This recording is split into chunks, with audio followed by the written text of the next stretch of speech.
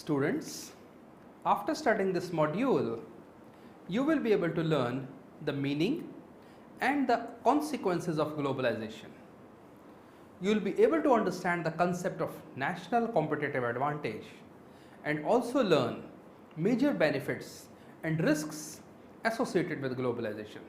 You will also know how various firms follow what strategies to enter into the markets, particularly the global markets.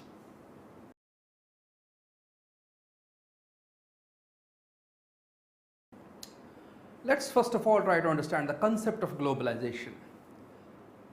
Swedish journalist Thomas Larsson, in his famous book, The Race to the Top, The Real Story of Globalization, written in 2001, has stated that globalization is the process of world shrinkage. Basically, a shrinkage of the distances getting shorter, things moving closer, and it pertains to increasing ease with somebody on one side of the world to interact with a person who is on the other side of the world for mutual benefit. Globalization is not something that happens off and on. It's basically a continuous process which brings together different people, cities, regions, countries and governments. This concept, the concept of a global village where people from different countries are linked through trade, services and are able to utilize the resources in the best possible way. Globalization makes natural and artificial boundaries of the barriers less relevant, and it makes this world a very small place. Initiation of globalization was possibly due to the development in the field of information technology and communication.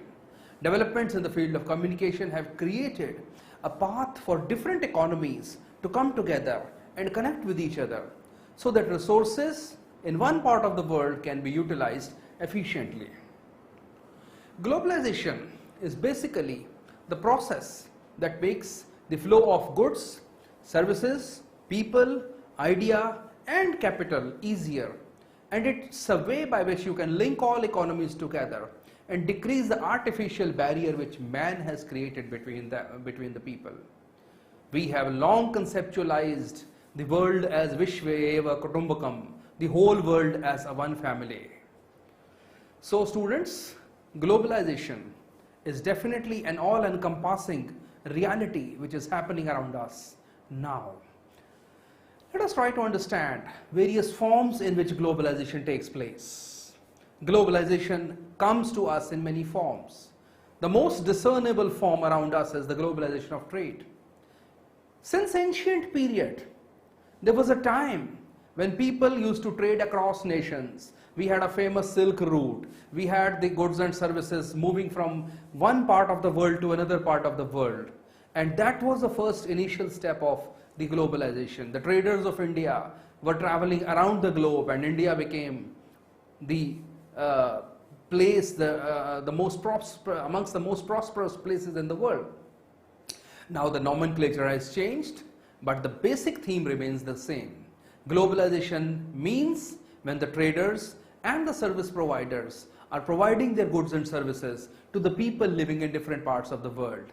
When I drink Pepsi here, which is an American company, the product is available from a foreign company to so many people around the world. That is one form of globalization.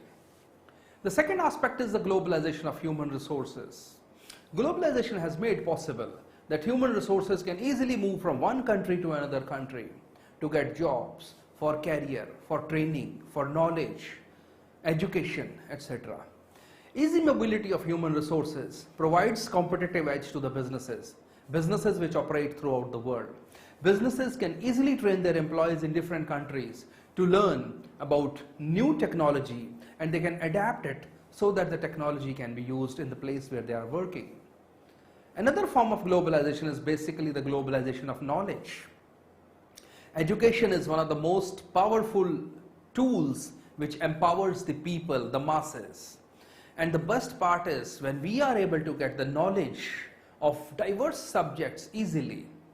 Globalization of knowledge has provided an opportunity to all the students of the world to enhance their skills and their knowledge. Another form of globalization is the globalization of investments. Investment is one of the most powerful tools which has driven globalization, and it is being used for the development of nations, and overall money is moving from one nation to another nation. Money is required for development of the nations, but every nation may not have the surplus amount of money sufficient for its development.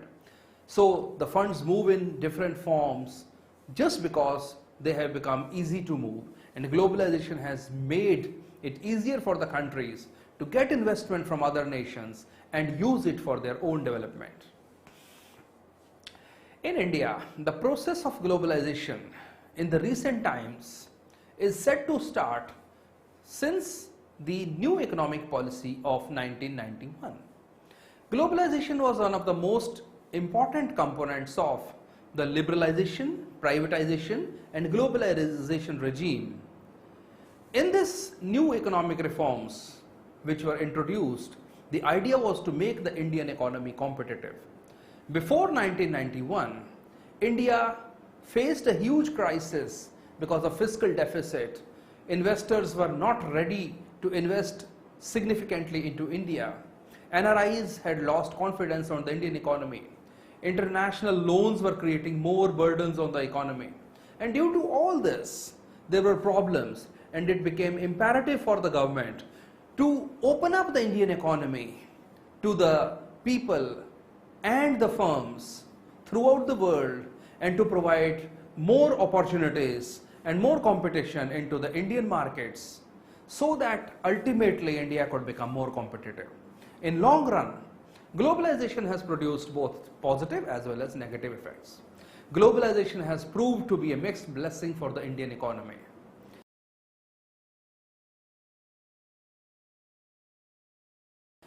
So students, let us now discuss the consequences of globalization. Just as we know, everything has got good as well as bad effects, and so is happening with globalization. It's a new buzzword which has been criticized as well as praised. Supporters of globalization say that globalization is the best way to empower the poor countries, the poor people. But another viewpoint for globalization is that the dependence of the developing countries is increasing, and many developing companies may be independent, but because of their economic dependence upon the developed countries, they are losing their sovereignty. Globalization has spread its roots in each and every country, and each and every country is getting influenced because of the globalization. Globalization is leading to the effects happening across nations. One thing happens in a country, its impacts are felt in the other parts of the world as well. So students, let's now try to study some positive effects of globalization. The first and the foremost positive effect of globalization is the competition and efficiency. When one product or service is provided by one or few suppliers, it's not a very good situation for the consumers, because consumers' choices are limited and consumers are not able to get the best product for the value that they offer to the supplier. Globalization has increased the overall competition worldwide. Globalization has increased the efficiency of the world market. And today, sitting in India, it has become possible for us to find out the best product.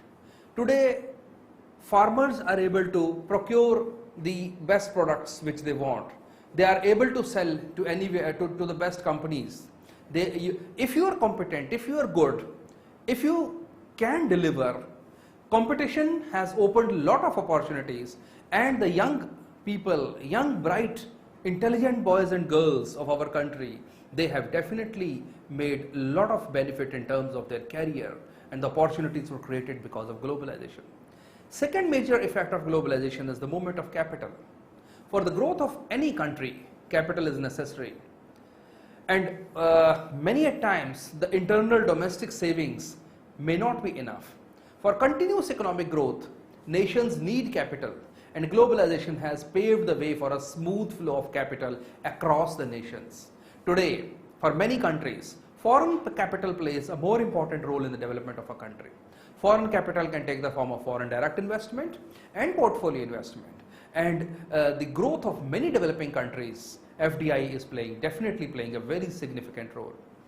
If we look at the globalization as a phenomenon, and if we measure the world trade, we find that it's been because of globalization. The volume of world trade has increased over the years due to globalization. The amount of world trade in 1950 was $296 billion, and today it has increased to $18.3 trillion. That is 62 times increase in just half a century. So definitely there is a very big increase in the volume of trade happening because of globalization. As a consequence of increase in the trade, there is definitely an impact on the economic development.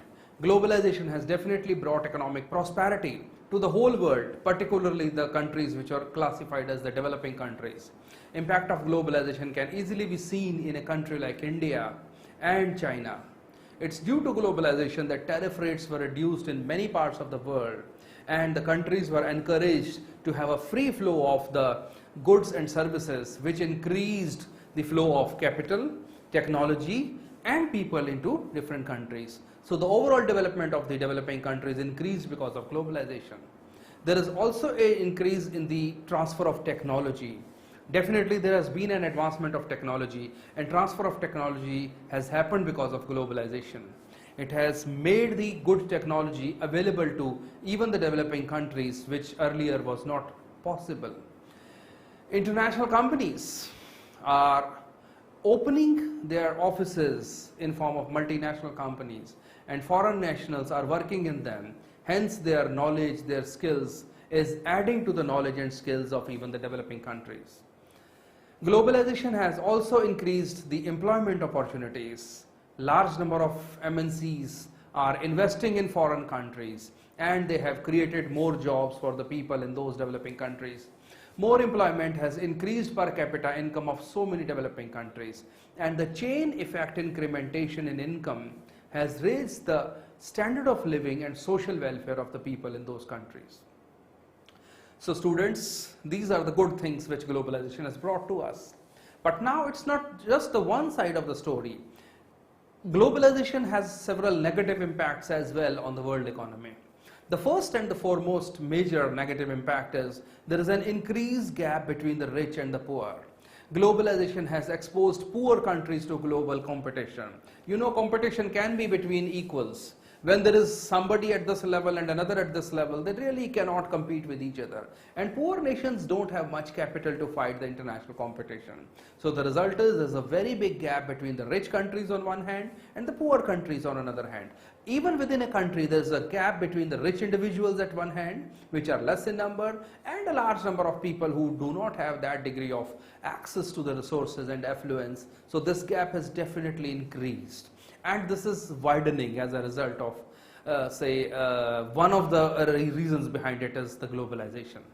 Second is increased dependence on the developed countries. Globalization has increased the dependence of the developing countries on the developed countries. Whenever developing countries receive any kind of financial aid from any international organization, they have to comply with certain restrictions or certain conditions, and it creates a control over the developing countries, and they usually do not have an option but to comply with them. Another major impact in addition to these economic impacts is that globalization is changing the culture of the world. Globalization sometimes has been criticized for erosion of culture happening because of diffusion of the ideas, values, which are essential components of the culture of nations. Second major impact of globalization, and the next major negative impact of globalization, which is often said is the brain drain. The globalization has increased this problem because highly qualified professionals who are moving from the developing countries to the developed countries, and as a result of this continuous migration, the best brains are not delivering in their home countries, but they are giving their best output in the countries which are already developed. This imposes a great threat for the developing countries in terms of the flight of capital in the form of human capital, the intellectual workforce.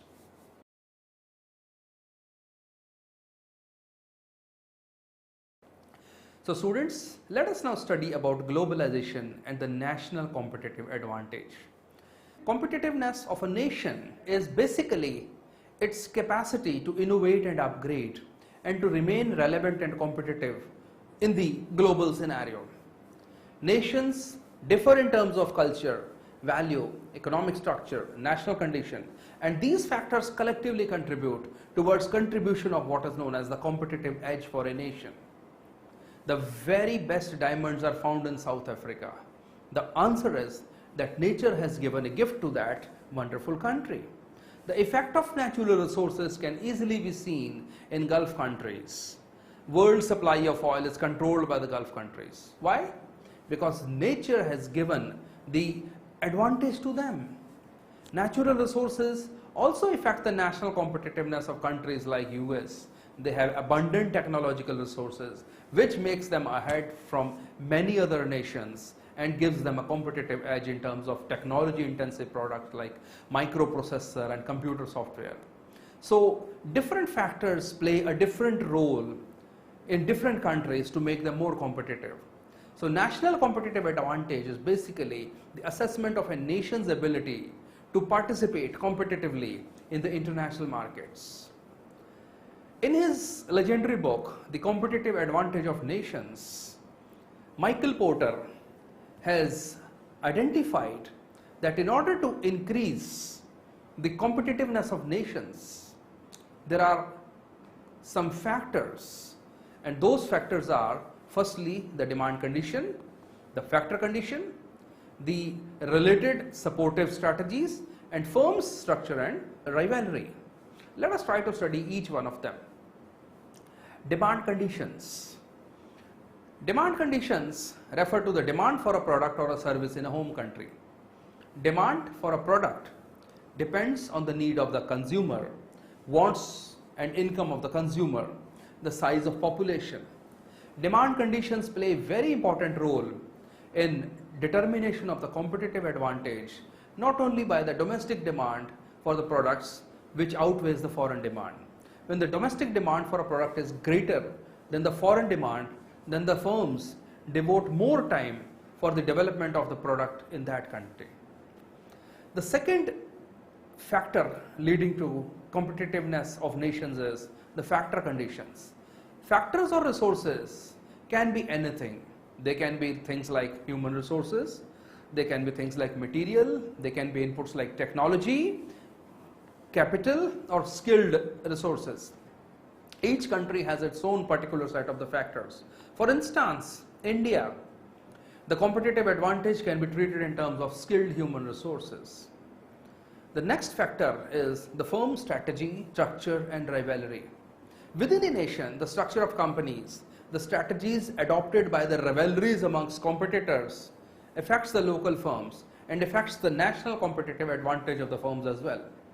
The firms have family business structure. They'll behave in a different manner as compared to a public limited company. Domestic rivalry also plays a very important role in gaining the competitive advantage because high competition amongst domestic producers spurs innovation and creativity. Take the case of iPhone and Android phone.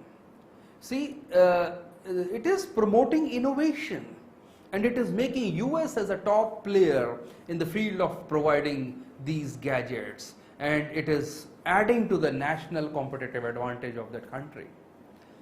Then the next important factor which contributes to the competitive advantage of nations is the related and the supporting strategy. Competitive advantage of a country also depends upon a fact that whether a country has the ability to create cluster of industries. Michael Porter has suggested that competitive strength of any country would increase if it had cluster of industries related to each other and these clusters are supporting. Take the case of Denmark. Denmark has a competitive advantage in terms of wind power, but this is possible due to the presence of wind turbine manufacturers, wind farm developers, operators and other utilities which are together contributing towards the development of that industry. So the presence of related and supportive industries is really very essential to gain the competitive advantage.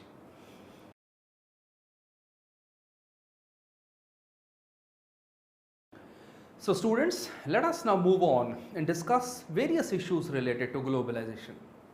Whether any country adopts the path for globalization towards development, its main intent is to increase efficiency, utilize available resources, create more opportunities, and increase overall prosperity of the country.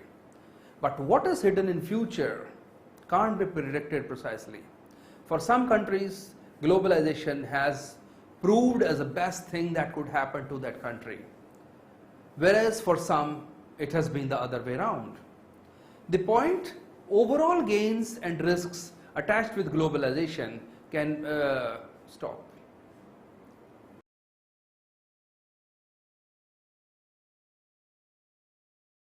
Let us now discuss the strategies to enter into global markets. As we know, globalization is a process which allows the firms to enter into different markets. There are different ways by which the firms can enter into the global markets. The ways can be divided, these modes of entry can be divided into three basic types. The first type of mode is the trade mode. The second type of the mode is the contractual mode. And third type of the mode is the international direct investment mode. Let us try to understand each one of these modes. Trade mode. When a firm enters into an overseas market through the trade mode, basically the relationship between the firm where it is doing the trade and the nation where it is making an entry, the relation is basically transactional in nature. Just as they buy and sell the goods, it's as simple as that.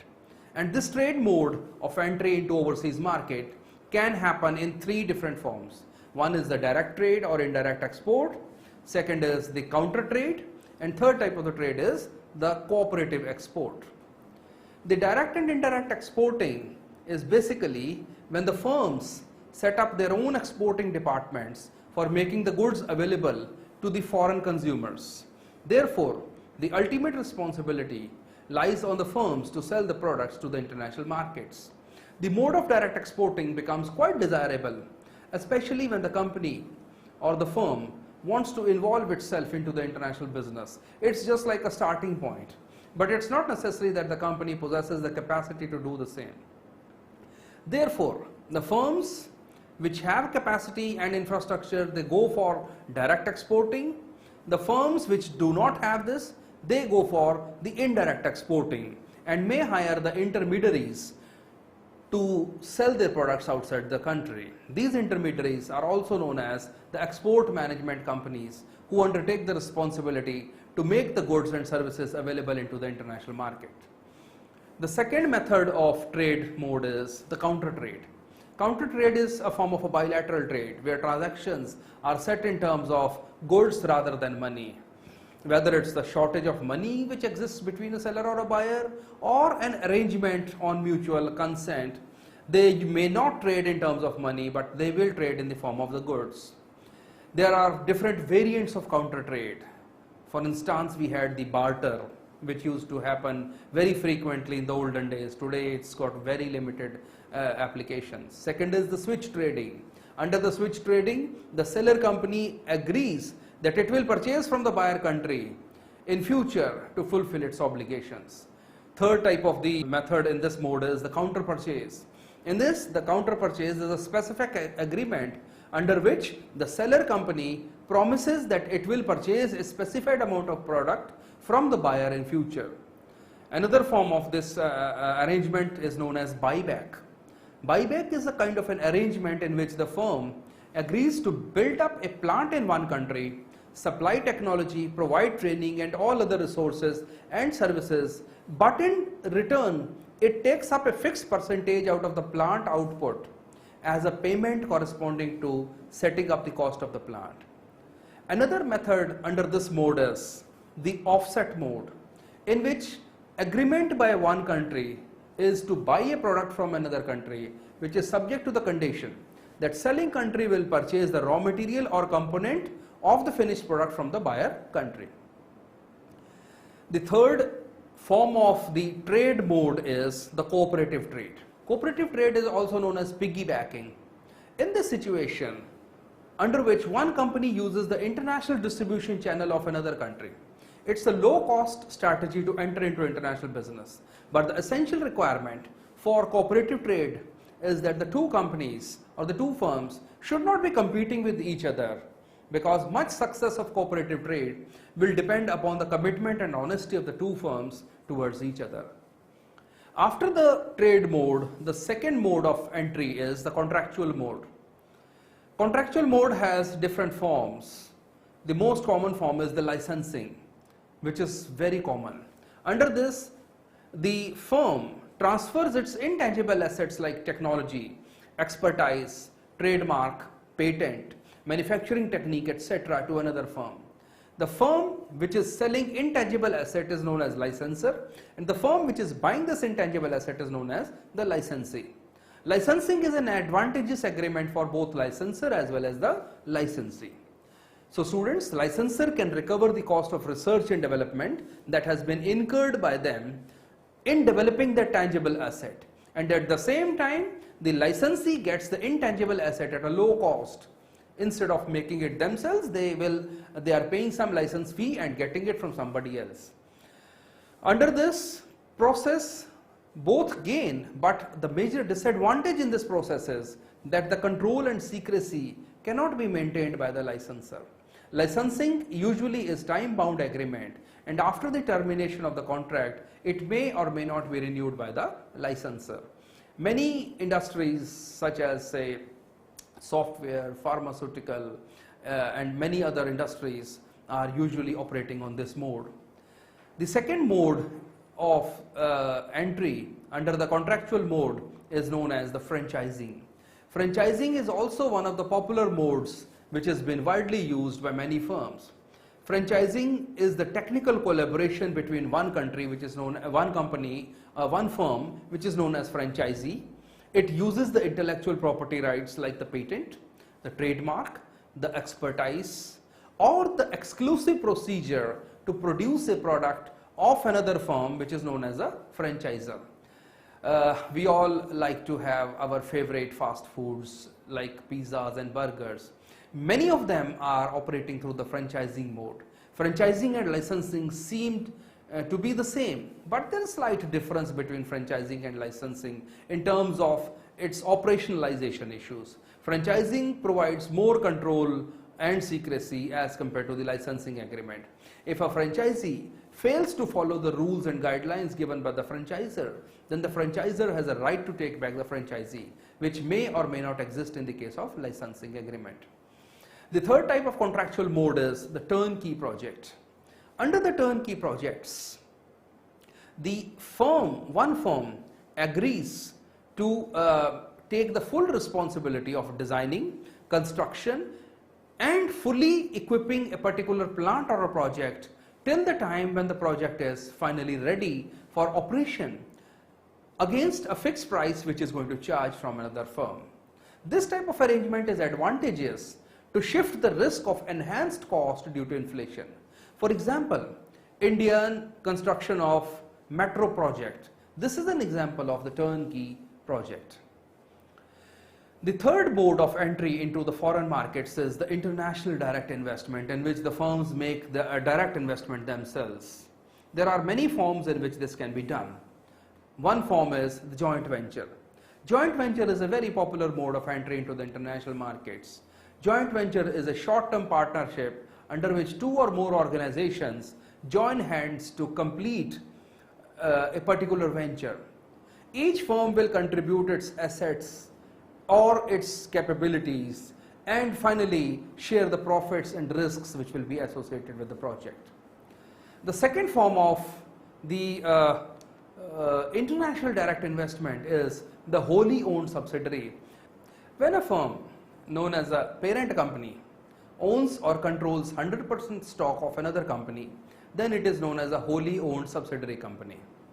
If a firm wants to have full control over its international operation, then the wholly owned subsidiary is the best mode of entry into the foreign markets. Now, firms have to decide amongst various methods of entering the foreign markets.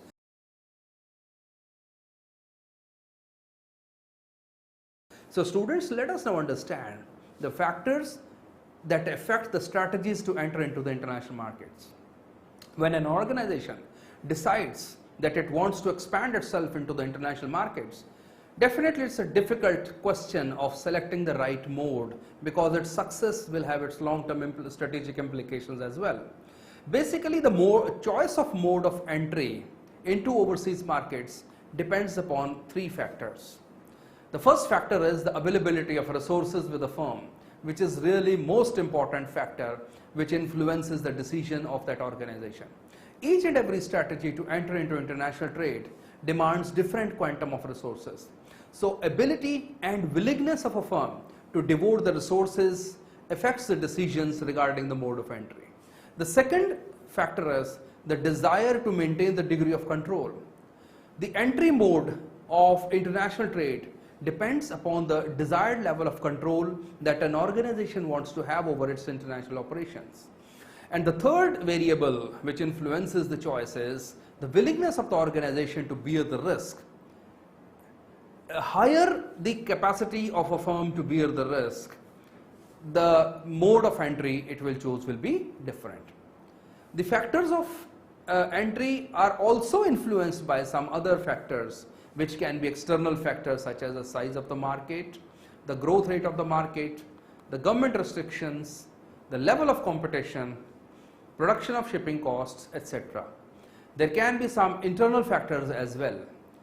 Internal factors which are specific to a firm, and they can be like the objectives of the firm, the international experience and expertise, and the flexibility which the firm has developed in itself.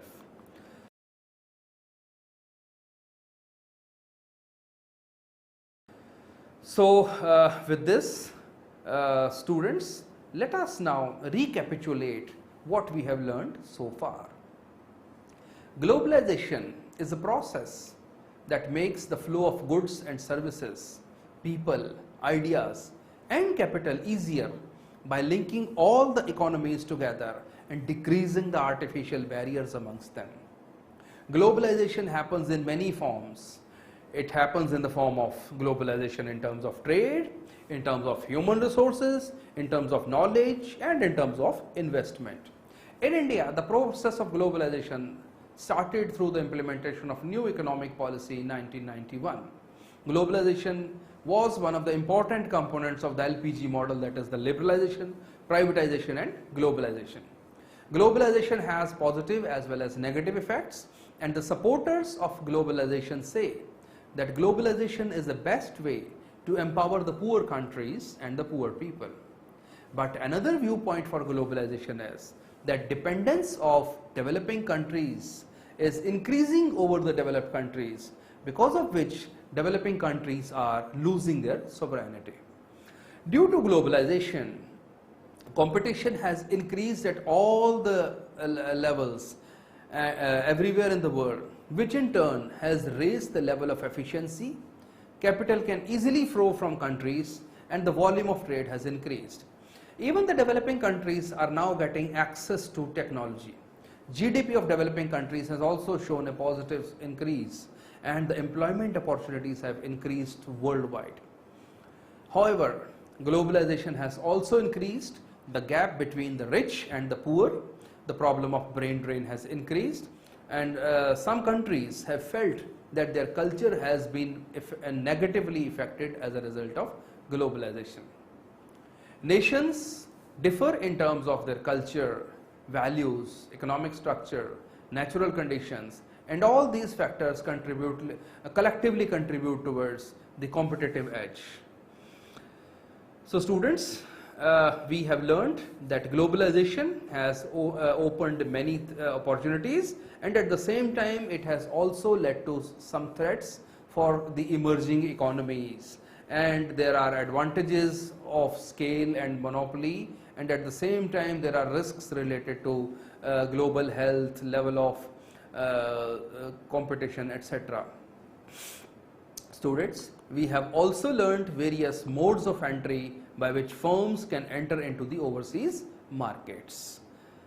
Thank you.